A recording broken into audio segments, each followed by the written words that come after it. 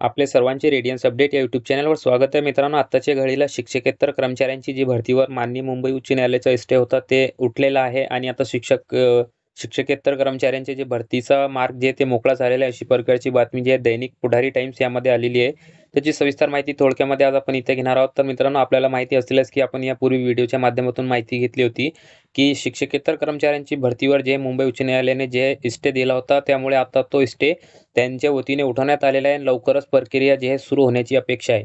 राज्यामध्ये शिक्षकेतर कर्मचारी आणि भरती प्रक्रियेवर असलेली स्थगिती मुंबई उच्च न्यायालयाने उठवलेली आहे. त्यामुळे कर्मचारी भरतीचा मार्ग आता मोकळा झालेला असून येत्या काळात 15,000 पेक्षा जास्त मित्रांनो कर्मचाऱ्यांची भरती होणार असल्याचे चित्र जे आहे आता स्पष्ट झालेले आहे. यामध्ये जे राज्यातील कनिष्ठ महाविद्यालय असतील त्यामध्ये 23,533 लिपिकांची पदे मंजूर झाली आहेत.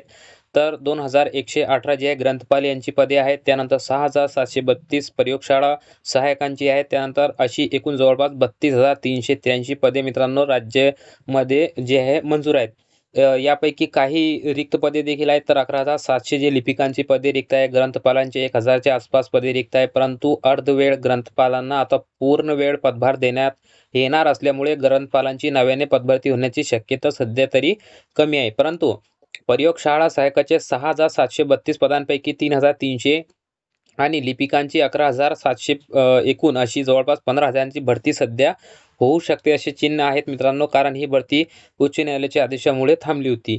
राज्यामध्ये गेले अनेक वर्षांपासून राज्यातील माध्यमिक शाळांमध्ये शिक्षकेतर कर्मचाऱ्यांची भरती होत नव्हती. त्यामुळे संबंधित त्यांचं जे आकृतीबंध असते मित्रांनो भरतीचा, तर त्याला मुंबई उच्च न्यायालयाने एका जिल्हा संघटनेने आव्हान दिला होता. त्यामुळे जे न्यायालयाने त्यावर आदेश दिला होता आणि शिक्षकेतर जे कर्मचाऱ्यांची भरती आहे त्यावर तात्पुरती स्थगिती दिली होती, स्टे दिला होता. त्यानुसार माध्यमिक शाळांना दरवर्षीच्या संच मान्यतेमध्ये शिक्षकेतर कर्मचाऱ्यांच्या मंजूर पदांचा उल्लेख केला जात नव्हता. त्यामुळे संपूर्ण राज्यभर जे शिक्षकेतर कर्मचारी पदभरती व पदोन्नती ही दोन्ही प्रक्रिया त्यामुळे थांबवण्यात आली होती.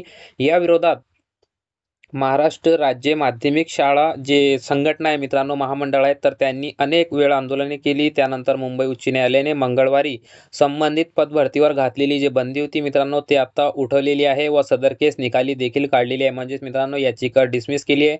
राज्य शिक्षकेतर महामंडळाच्या विनंतीनुसार शासनाने मोलाचे सहकार्य करून याविषयी न्यायालयात प्रतिज्ञापत्र दाखल करून शिक्षकेतर कर्मचाऱ्यांना न्याय देण्यासाठी पाऊल उचलले आहेत. राज्यभरात अनेक वर्षांपासून पदभरतीच्या व पदोन्नतीचे प्रतीक्षेत असलेले जे शिक्षकेतर कर्मचारी होते त्यामुळे मित्रांनो याला खूप मोठा दिलासा आपण म्हणू शकतो.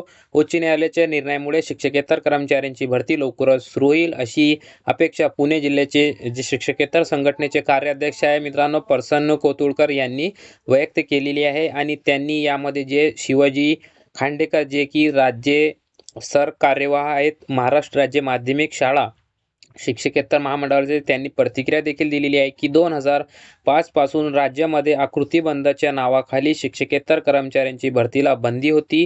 2019 साली आकृतीबंध जे आहे मित्रांनो शिक्षण खात्याच्या वतीने जाहीर केला होता.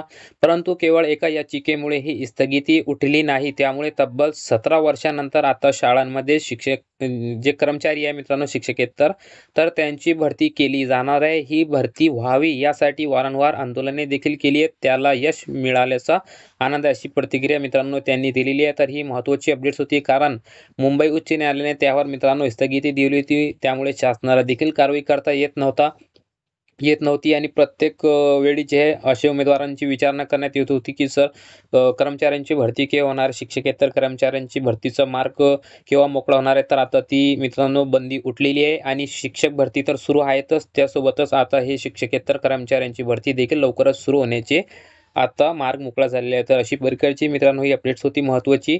तर याची माहिती आज आपण या व्हिडिओच्या माध्यमातून घेतलेली आहे. जर आपल्याला ही बातमी हवी असेल तर आपल्या टेलिग्राम चॅनलवर देखील आपण टाकलेली आहे.